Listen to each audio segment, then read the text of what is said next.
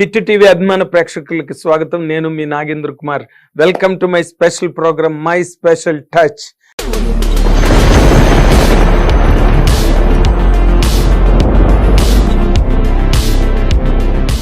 నిజంగానే ఇది special touch, ఎందుకంటే నేను దాదాపుగా ఎప్పుడు చేసిన ట్రెండింగ్ స్టార్స్నే చేస్తాను, కానీ అందులో కూడా ఇప్పుడు నేను చేయబోతున్న ఈ గెస్ట్ మరీ మరీ మరీ ట్రెండింగ్ స్టార్ నౌడేస్. ఆయన ఎవరో కాదు, వైఎస్ఆర్సిపి అంతర్జాతీయ ప్రధాన కార్యదర్శి సీమరాజా గారితో ఇప్పుడు మన ఎన్కౌంటర్ స్టార్ట్ అవుతుంది. And let us welcome him with both the hands. Come on, welcome sir. నమస్కారం. వైఎస్ఆర్సిపి అంతర్జాతీయ ప్రధాన కార్యదర్శి, ఏం పోస్ట్ అండి. మీ బాధ్యతలు కష్టం కదా? కష్టంగానే ఉంటాయి, కానీ కష్టమైనా కూడా ఇష్టంగా పనిచేసే ఏది కూడా కష్టం కాదు కదా. అందుకే మీరు ఈ పార్టీలో కంటిన్యూ కాగలుగుతున్నారు. అవును అవును, కష్టాన్ని కూడా ఇష్టంగా భావిస్తున్నారు కాబట్టి. మరి తప్పకుండా కదా. ఇప్పుడు కష్టమైనా కూడా, ఎంత కష్టమైనా మనం దాన్ని ఇష్టంగా తీసుకొని చేసినామంటే సక్సెస్ కాగలుగుతాం అంతే. మరి నువ్వు అది చాలా ఈజీ అయిన పని కూడా నువ్వు కష్టంగా భావించినావంటే అది ఫెయిల్, అట్టర్ ఫ్లాప్ అవుతుంది. అట్టర్ ఫ్లాప్ అవుతుంది. మరి కరెక్ట్. కానీ ఇందులో మీరు ఈ పార్టీలో అంతర్జాతీయ ప్రధాన కార్యదర్శిగా ఎటువంటి కష్టాలని ఇష్టాలుగా భావించి పనిచేశారండి? అంటే ఇప్పుడు మా జగనన్న కొన్ని చేయలేనటువంటి పనులు, కొన్ని ఇచ్చినటువంటి హామీలు, వాటినన్నీ కూడా మేము రాబోయే రోజుల్లో నెరవేరుస్తాము. రాబోయే రోజుల్లో మా 2024లో రేపు మా పార్టీ అధికారంలోకి వచ్చిన తర్వాత 730 హామీలు ఏవైతే ఇచ్చినామో వాటిని అన్నిటిని కూడా మేము నెరవేరుస్తాము. మా అన్న నెరవేర్చినప్పటికీ అన్నతో నేను కొట్లాడైనా సరే నేను ఈ పనులు నెరవేర్చగలుగుతాను, నన్ను నమ్మండి. మా అన్నను 2019లో ఒక అవకాశం అని చెప్తే ఒక అవకాశం ఇచ్చినారు. ఈ రోజు సీమరాజాను చూసి 2024లో ఇంకొక అవకాశం ఇవ్వండి. సీమరాజాని చూసి నేను అంతర్జాతీయ ప్రధాని, నేను పడేటి కష్టం ఏందనేది మీకు తెలుసు కదా నాగేంద్ర బాబు గారు. అవును, మేము ఏ విధంగా కష్టపడుతున్నాము. చాలా. మా అన్నకి ఎక్కడ డ్యామేజ్ జరుగుతా ఉన్నా కూడా సీమరాజా అనేటువంటి ముందు ప్రత్యక్షం అవుతాడు. మరి ఆ విధంగా కష్టపడేటువంటి వ్యక్తిని కదా. సో ఎటువంటి ఇబ్బంది లేదు. నేను ఎంత కష్టమైనా కూడా ఇష్టంగానే భావించి నేను అన్న కోసం అయితే ఆహర్నిశలో కష్టపడి పనిచేసేటువంటి వ్యక్తిని మీ ద్వారా మీకు తెలియజేస్తాను, మీ ద్వారా మీ ప్రేక్షకులకు తెలియజేస్తాను. Very good. అయితే కాకపోతే ఇప్పుడు మీరేమో రేపు గెలిచినాక మేమంతా అన్నిటినీ నేను ఇంప్లిమెంట్ చేయిస్తానని చెప్తున్నారు. మీకేమో చూస్తే అవతలేమో టీడీపీ కూటమికే ఎక్కువ సర్వేలన్నీ ఫేవరబుల్ గా ఉన్నాయి. మీదేదో ఒకటో రెండో మీకు వస్తున్నట్టుగా చెప్తున్నారు. ఏదో ఆరామ స్థానం కూడా ఒకటికి ఇచ్చాము, వాడు జగన్మోహన్ రెడ్డి గారితో కల్పించాము. మా వాళ్ళు పోయి కూడా ఒక హోటల్లో ఉన్నాడు, ఆ హోటల్లో ఉంటే కూడా మనోళ్ళు పోయి చాలవాళ్ళు కప్పి బొకేలు ఇచ్చి స్వీట్స్ ఇచ్చి వచ్చినారు. అయినప్పటికీ మరుసటి రోజు నైట్ కూర్చొని ఈ ఎగ్జిట్ పోల్స్ అని చెప్పి మంత్రులు ఎవరు కూడా గెలిచరు అంటాడు వీడు.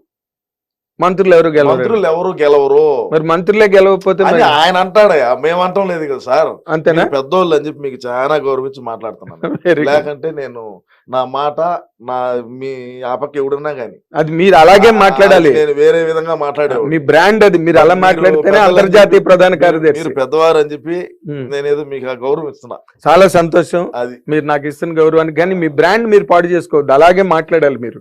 అప్పుడైతేనే మీరు బాగా రీచ్ అవుతారు. మీరు చెప్పే వాటిలో తప్పకుండా అదే నేను చెప్పేది ఏంటంటే, ఈడు బఫున్ గాడు, ఎవరు ఈ ఆరామస్థాన్ గాడు మా దగ్గర డబ్బులు తీసుకొని మా దగ్గర ఇది చేసి మంత్రులు ఎవరు గెలవరు. ఈ మంత్రి వారు ఇప్పుడు ఉండేటువంటి కేబినెట్ లో, జగన్మోహన్ రెడ్డి కేబినెట్ లో పనిచేసినటువంటి మంత్రులు ఎవరైతే ఉన్నాడో ఎవడో కూడా గెలవడం అని చెప్తాడు. ఒకవేళ ఓడిపోతా ఉన్నా కూడా మనం ఏం చెప్పాలా, గెలుస్తున్నాడు అని చెప్పాలి, గెలుస్తున్నాడని చెప్పాలి. అన్న కోసం పనిచేసినప్పుడు. అవునా కదా? డబ్బులు తీసుకున్నప్పుడు మరి డబ్బులు దొబ్బినావు కదా, డబ్బులు తీసుకోకుండా ఉంటే నీ సర్వే నువ్వు చేసుకో, నిన్నెవడు కాదంట కదా. మరి నువ్వు డబ్బులు దొబ్బితీవి, మాకే గోటము పెడితీవి, 2 దెబ్బలు మాకే పడా. ఓకే, మరి ఇది బాధే కదా. మరి ఇప్పుడు మరి రోజా లాంటి సూపర్ స్టార్, సినిమా స్టార్ ఆవిడ కూడా చాలా బ్రహ్మాండంగా చేశారు. చేసినప్పటికీ కూడా ఇన్ని సర్వేలు మీ అన్నగారికి అంత వ్యతిరేకంగా ఎట్లాగొచ్చినాయండి? వ్యతిరేకం అంటే 2 రకాలుగా చూసుకోవాలి మనం.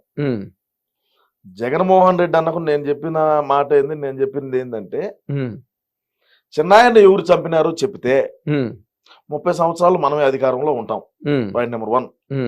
పాయింట్ నెంబర్ 2, షర్మిలాకి ఇవ్వాల్సినటువంటి వాటా ఏదైతే ఉండదో అది ఒక ఆస్తి రూపంలో గాని, అది ఒక ల్యాండ్ రూపంలో కానీ ఏదో ఒక రకంగా ఒక వాటా అనేది ఇచ్చేసినావంటే ఉమ్, 30 సంవత్సరాల పాటు మనమే అధికారంలో ఉంటామన్నా ఈ రెండు చెయ్యి నువ్వు అని చెప్పిన. ఉమ్, ఈ రెండు చెయ్యిలా. ఉమ్. ఈ రెండు చేయకపోయినప్పుడు నేను దిగిన రంగం లేకంగా. ఓకే, అప్పుడు వచ్చారు. అప్పుడు దాకా నేనేమి మనమే గెలుచాలి, మనమే 175 కొడతాం, వై నాట్ 175. మీరు 178 ఎయిట్ అండి. 3 తగ్గించారేంటి? నేను అంటే ఆంధ్రాలో నేను చెప్పాను, ఆంధ్రలో. ఓకే, అప్పుడు మాట. ఓకే, ఇప్పుడు డిసెంబర్ లో మాట నేను చెప్తున్నా. ఓకే.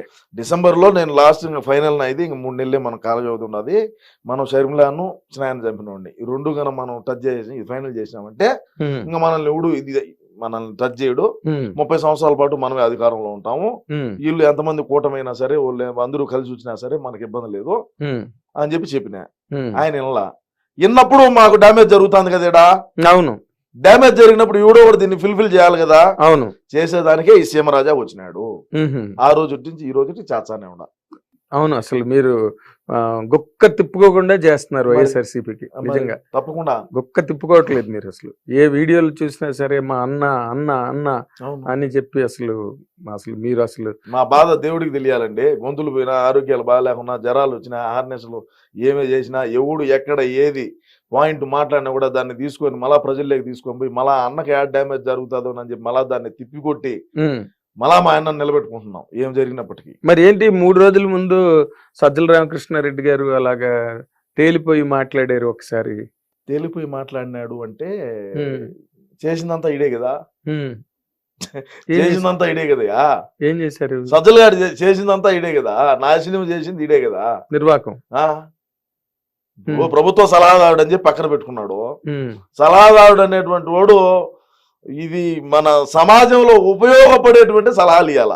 అవును, అవునా కదా. అంటే ఎవరికి ఇచ్చిన ప్రభుత్వానికి గాని, ఇటు సమాజానికి గాని, అటు ముఖ్యమంత్రికి గాని, లేదా అధికారులకు గాని, ఎవరికైనా సరే. ఇప్పుడు మీరున్నారయ్యా, నువ్వే ఉన్నావు, నువ్వు నాకు ఏదైనా ఉపయోగపడే సలహా చెప్తే నేను తీసుకుంటా. అవును, ఉపయోగపడే సలహా తీసుకోకుండా ఏదో చెప్పిన వాళ్ళే పారా స్వామి మన పని మంది అని మనం అంటాము. మా ఓడికి అంత దమాకు లేదు. మా ఓడికి అంత దమాకు లేదు. లండన్ లో టాబ్లెట్లు తెచ్చి చేసుకోవాలా. నువ్వేదో చెప్తావు, వీడు అది నమ్ముతాడు. సిపిఎస్ రద్దు ఎందుకు చేయలేదు అంటే మాకు అప్పుడు అవగాహన లేక మాట్లాడినాము అంటాడు. మళ్ళీ అన్నాడు కదా. నేనన్నా మాట కాదు, నేనన్నా మాట కాదు ఇది. సిపిఎస్ రద్దు ఎందుకు చేయలేదు అంటే మాకు అప్పుడు అంత దమాక లేదు, మాకు అప్పుడు అంత తెలియక, మాకు గుజ్జు మోకాళ్ళలో ఉండింది, మేము అందుకని చెప్పి తెలియక మాట్లాడినావు అని చెప్పితే దాన్ని నేను ఏ విధంగా తిప్పి కొట్టాలా, ఏ విధంగా ప్రజల్ని మళ్ళా నమ్మియాలా, మళ్ళీ వాళ్ళని దారికి మళ్ళా ఏ విధంగా వాళ్ళని ట్రాక్ లో పెట్టాలా. అవును, ఆలోచన చేయండి నాగేంద్ర గారు మీరు. నా పరిస్థితి ఏ విధంగా ఉంటది, నా బాధ ఎట్టుంటది, ఎన్ని రోజులు నిద్రపోని రాత్రుల్లో కూడా గడిపినాయి. మరి ఎందుకు మీ అన్నగారు ఏమో ఆయన్నే ఎప్పుడు ముఖ్య సలహాదారుగా పెట్టుకుని కొనసాగిస్తారు పెట్టేదానికి ఇందుకే మరి అయినప్పటికీ కూడా మీరు ఇంత జరిగినప్పటికీ కూడా గ్యారంటీగా అప్పుడు 175 అన్నారు, ఇప్పుడు ఇంకో 3 అంటే. నాగేంద్ర గారు మీరు ఒకటి చూడండి, తండ్రి పదవిని అడ్డం పెట్టుకొని లక్షల కోట్ల రూపాయలు లూటీ చేసి 16 నెలలు జైల్లో చెప్పకూడదు దీని. ఈ 16 నెలలు షర్మిల రోడ్ల బడిగా తిరిగి తల్లి ఒక దిక్కు, చెల్లి ఒక దిక్కు, పెళ్ళాం ఒక దిక్కు, ఒక్క అవకాశం అని మా ఓడు బయటకు వచ్చిన తర్వాత ఒక కరుణామయుడు లెవెల్లో మీకు సినిమా ఇండస్ట్రీ గురించి, మీరు 40 ఏళ్ల ఇండస్ట్రీ అని నాకు తెలిసింది.